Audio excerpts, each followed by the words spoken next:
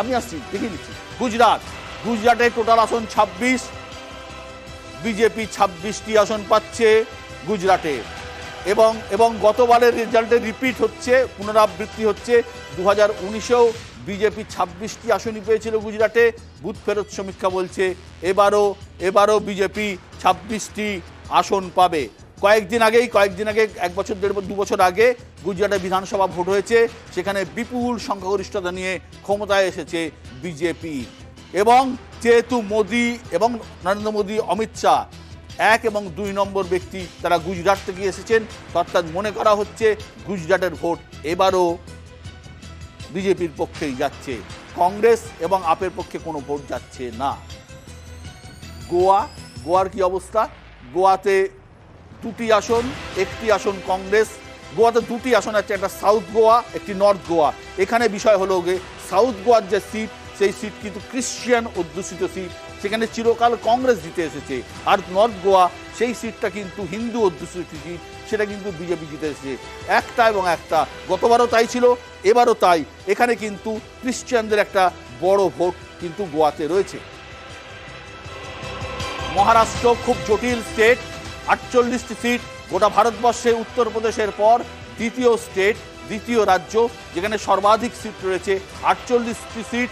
এখানে বিজেপি, এখানে চতুর্মুখী ফাইট হচ্ছে, মাথায় রাখতে হবে, এখানে চতুর্মুখী লড়াই হচ্ছে।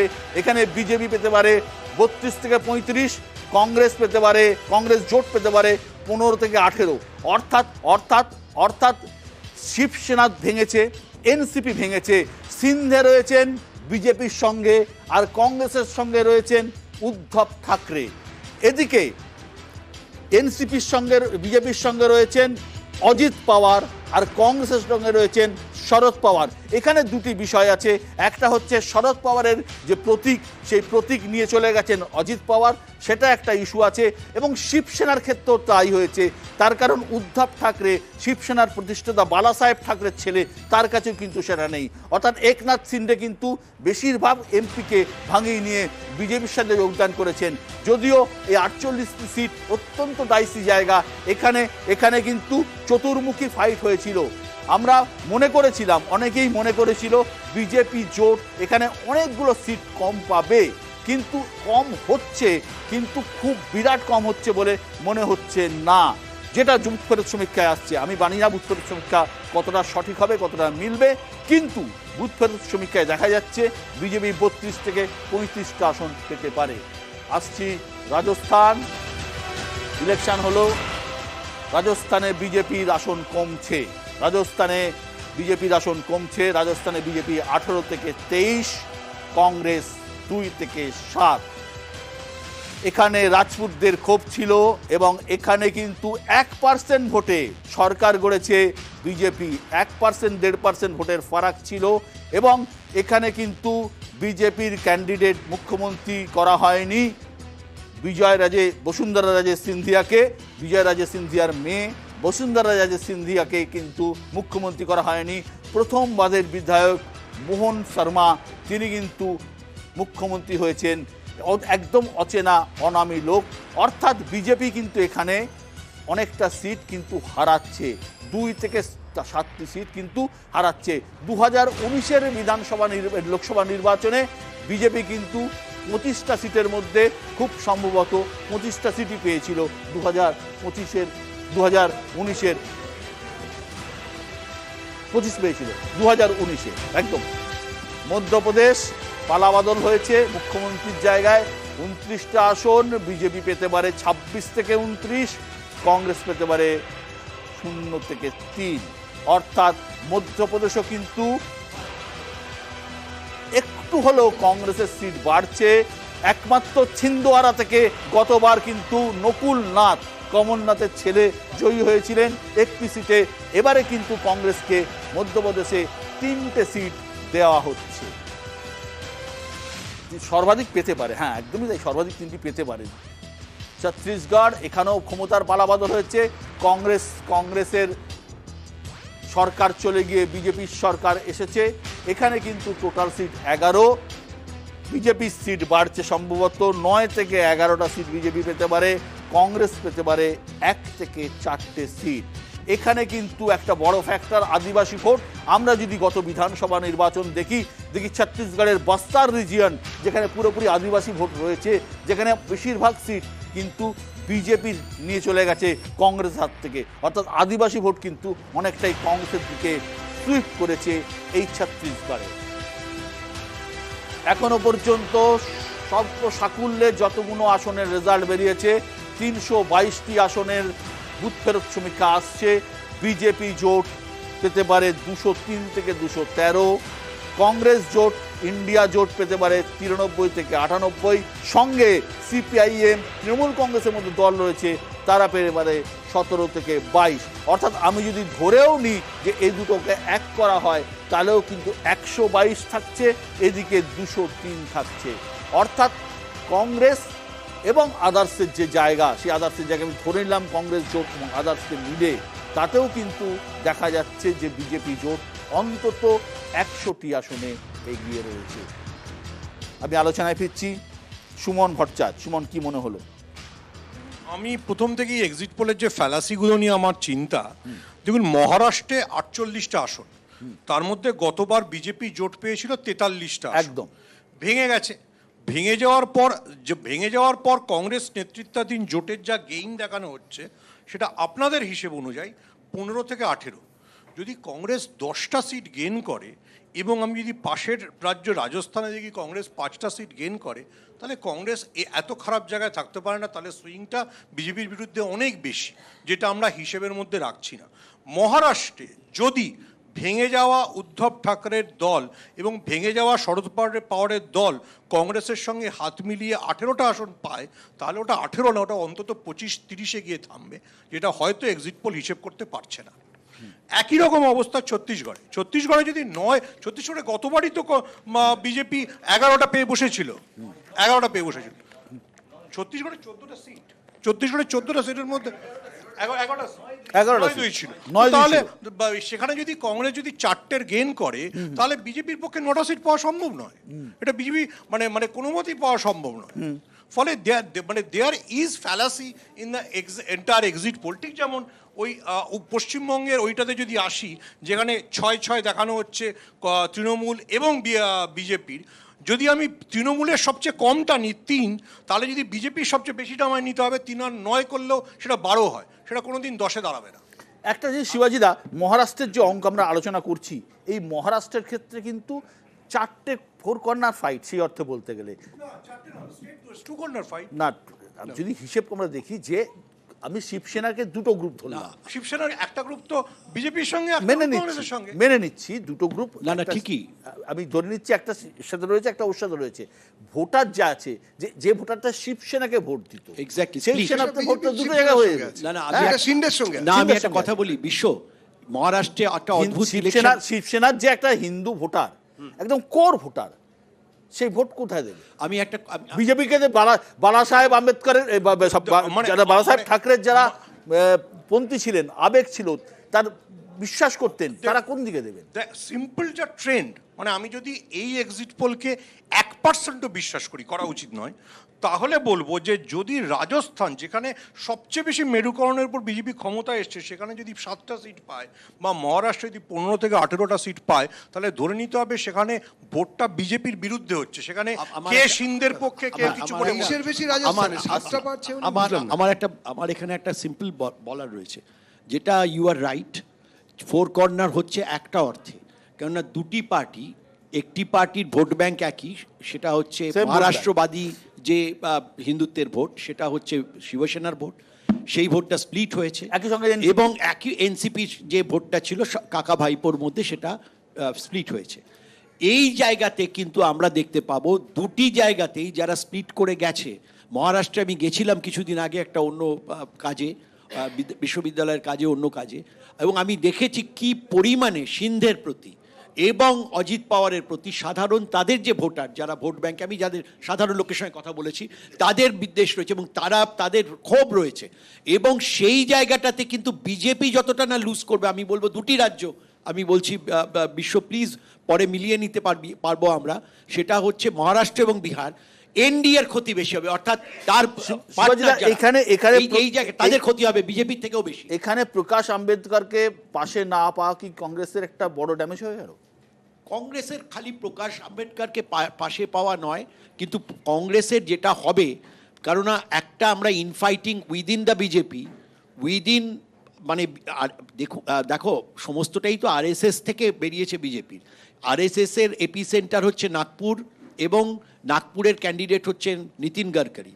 সেইখানকার যে পলিটিক্সের ডাইমেনশনটা যদি আমি আজকের দিনে দাঁড়িয়ে বুঝতে আরম্ভ করি, তাহলে বুঝতে পারবো কোথায় কোথায় বিজেপি কেন লুজ করবে এবং করতে পারে, করার সম্ভাবনা আছে, এবং কংগ্রেসের আনএক্সপেক্টেড গেইনও অনেক জায়গায় হতে পারে। দেবজিৎ, না, আমাদের হিসেব যা বলছে, মানে আমার ব্যক্তিগত হিসেব, মহারাষ্ট্র 39 আপনাদের শুনে অবাক লাগতে পারে ইত্যাদি, তার কারণ যে বিদর্ভ অঞ্চল, মহারাষ্ট্রের যে বিদর্ভ অঞ্চল, সেই অঞ্চলের যে বিতর্ক, সেখানে যে সিটগুলো সেগুলো পুরোটাই বিজেপি পাবে, এবং সেখানে বিজেপি তো 39টা দাঁড়ায়নি।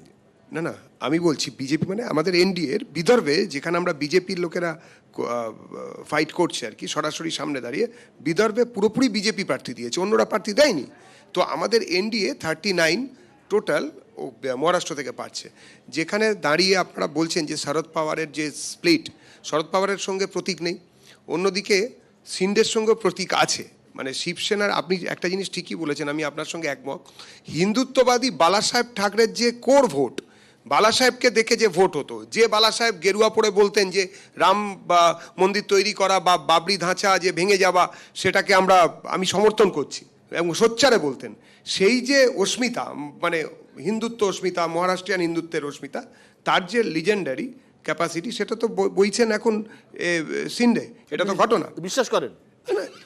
বিশ্বাস করি মানে বুঝলাম না, হেসে ছোট করা যাবে না, ব্যাপারটা হচ্ছে সেটাই তো হয়েছে, সেটাই তো হয়েছে, আগের নির্বাচনে তো তাই হয়েছে, সেটাই তো হয়েছে। প্রমাণ এখনো হয়নি, কিন্তু না না, প্রমাণ হবে ভোটে।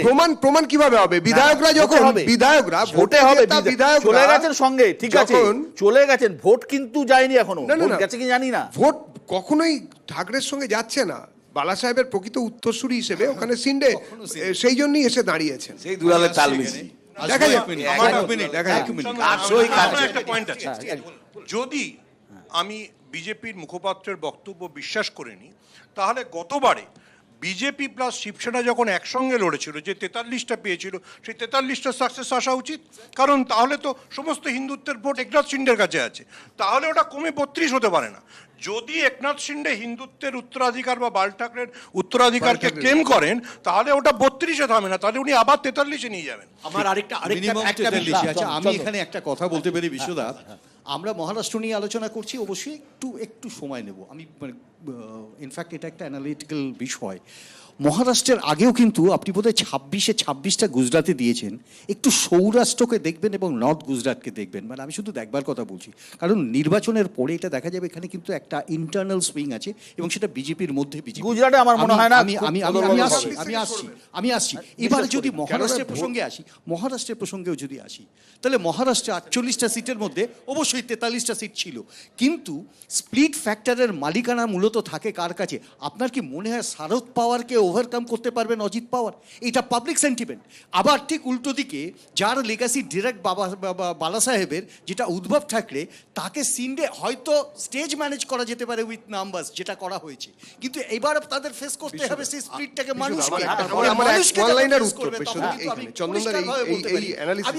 আমি পরিষ্কারভাবে বলতে পারি যে কোনো অবস্থাতেই এই এনডিএ কম্বিনেশন মহারাষ্ট্রে কোনো অবস্থাতেই হাই সিটস পেতে পারে না। মহারাষ্ট্রে এনডিএ পুরোপুরি হিন্দুত্বের এজেন্ডায় লড়ছে, যারাই আছে, বিজেপি তো লড়ছেই, শিবসেনার যে স্প্লিট এসেছে আপনারা হাসাহাসি করলেন, কিন্তু সেই স্প্লিটের দায়িত্ব যিনি নিচ্ছেন, তিনি সরাসরি চিহ্ন নিয়ে, প্রতীক নিয়ে, তিনি বালা সাহেবের উত্তরাধিকার বলে কমিশন বা মানুষের কাছে প্রতিবাদ্যতা রেখেছেন। 3 নম্বর, আপনি যদি অজিত পাওয়ারের কথা বলেন, অজিত পাওয়ারের প্রেস কনফারেন্সটা দেখবেন, যেদিন উনি স্প্লিট করলেন, তিনি সেদিন গোধ্রা এবং তার পরবর্তী যে মহারাষ্ট্রেতেও যে বোম্বাই হামলা ইত্যাদির পরে যেগুলো হয়েছিল, সেই স্পিয়ারে হিন্দুদের ওপরে শরদ পাওয়ার কি কি অত্যাচার করেছেন, একদম আমি বলছি না, বিজেপি না, সেইটাকে সামনে 30,000 কোটি টাকা বাঁচানো, 30,000 কোটি টাকা আমার একটা কথা বলি। এই বিশ্বদা, সকালবেলা আজকে প্যান্ডি খেয়ে বেরিয়েছিলাম, 14 টাকা একটার দাম। এই যে হারে ফিগার দেখাচ্ছেন না, এ 28 টাকা হয়ে যাবে। এই প্লিজ এরকম ফিগার দেখাবেন না। এখনো 1,500 টাকা গ্যাস আমি লিখছিলাম, সংসার খরচ কি দাঁড়াবে, যানবাহন 20 টাকা বাস ভাড়া, LICটাতে যা দিই তাতে আরও GST দিতে হবে, মানে প্লিজ এরকম ফিগার দেখাবেন না। কারণ ইন্টারনালি বিজেপিও এটা খুব ভালো করে জানে। আপনি হয়তো খেয়াল করবেন, মহারাষ্ট্র নিয়ে কথা বলছেন, মহারাষ্ট্রে কদিন আগে নীতিন গাডকারির জন্মদিন গেল।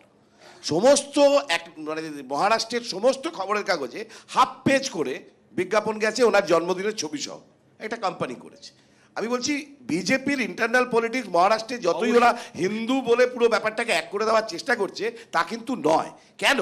চাক্কি পিসিং অজিত পাওয়ার নিয়েছে, সিন্ডেকে নিয়েছে, এরপরে এই সব জিনিসকে একত্র করা অত সহজে আত্মীকরণ করা অরূপ চক্রবর্তী, আচ্ছা, যদিও তৃণমূলের কোনো এই জায়গায় কোনো ইয়ে নেই, তবুও না, দেখুন, আমি প্রথমত গুজরাটে যেটা 26-0 দেখাচ্ছেন, গতবারও 26-0 ছিল, তার আগের বারও সম্ভবত পরপর দুবার 26-0 ছিল।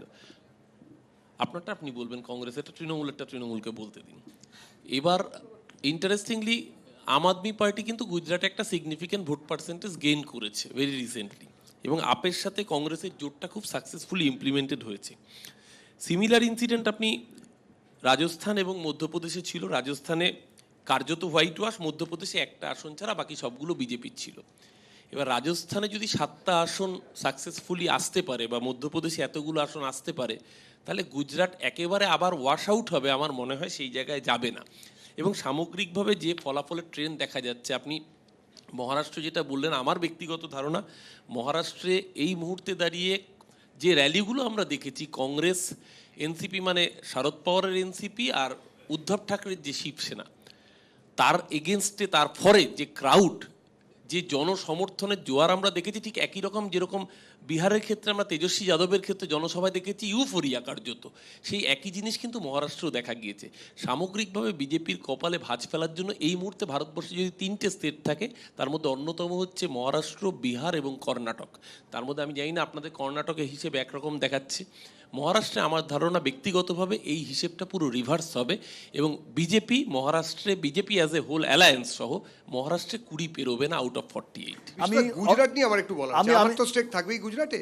60% ভোট আমরা হোল্ড করি ওখানে, সেটা কমে কত হতে পারে? এখানে যারা বিশেষজ্ঞ আছেন তারা বলুন, 14তেও আমরা 26 না, ছিলাম, ওই জন্যই তো গুজরাটে এমন অবস্থা হয়েছে, 14তেও 26 ছিলাম, কার্যত সুরাতে 60% ভোট পেয়ে, বিনা প্রতিদ্বন্দ্বিতায় জিততে হয়েছে। 60% ভোট পেয়ে গুজরাটে যখন এত কনফিডেন্ট, তাহলে বিনা প্রতিদ্বন্দ্বিতায় কেন আমরা জিততে তো হচ্ছে? আমি ক্যান্ডিডেট তোলাতে হয়েছে।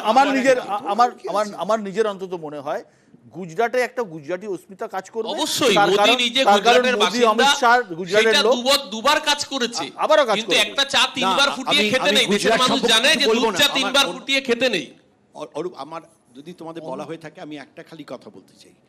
সেটা হচ্ছে প্রথম কথা হচ্ছে শিবসেনার ক্ষেত্রে যেটা দেবজিৎ বলেছে, আমি নিশ্চয়ই ওদের পলিটিক্যাল জায়গা থেকে বলছি, কিন্তু একটা কথা মাথায় রাখতে হবে, একনাথ শিন্ডের থেকে অনেক বেশি উত্তরাধিকারী ছিল কিন্তু তার রাজ ঠাকরে হ্যাজ ফেইল্ড। সুতরাং সেখানে কিন্তু মানুষ দেখিয়ে দিয়েছে যে কার কাছে অন্তত মহারাষ্ট্রবাদী হিন্দুত্বের ভোটটা আছে। 1, 2, আমি বলছি যে হিন্দু মুসলিমের থেকেও যেটা বড় ফ্যাক্টর কাজ করছে, সেটা আমরা ধরছি না রাজপুত ফ্যাক্টর এবং অগ্নিবীর ফ্যাক্টর, এবং যেটা অনেকখানি বড়ভাবে সেটা বিহারের না, ক্ষেত্রে বিহারে নয়, খালি রাজস্থানে সমস্ত ক্ষত্রিয় বেল্টে, যেটা আমি বলছি, যেটা দেখা যাচ্ছে 7টা, ওটা অনেকে বলছেন 10টাও হতে পারে। এই যে জায়গাটা, তার কোনো আঁচ, উল্টো দিক থেকে বলি, কাছের রাজ্য গুজরাটের কোথাও পড়বে না, এবং তার সঙ্গে সঙ্গে মধ্যপ্রদেশের একটি, এবং ছিন্দওয়ারা ছাড়া কোথাও পায়নি। আর এখানে 2টি আসন পেয়েছিল কেবলমাত্র এতে ছত্তিশগড়ে। এই দুটো জায়গা থেকে যদি বেরোয়, তাহলে কিন্তু আমরা ওভারঅল যে প্রজেকশনটা যাচ্ছে, সেই প্রজেকশনটা কিন্তু বিজেপির একটা দিক থেকে আমি অরূপের সঙ্গে একমত, পুরো খুব একটা দুশ্চিন্তা কারণ হিন্দি হার্টল্যান্ডে বিজেপি কমছে। আমি আলোচনায় ফিরবো, 33% ভোট তাহলে কমাতে হবে আপনাদের। আলোচনায় ফিরবো, একটা বিরতি নিতেই হচ্ছে, সঙ্গে থাকবে। এই অন্যান্য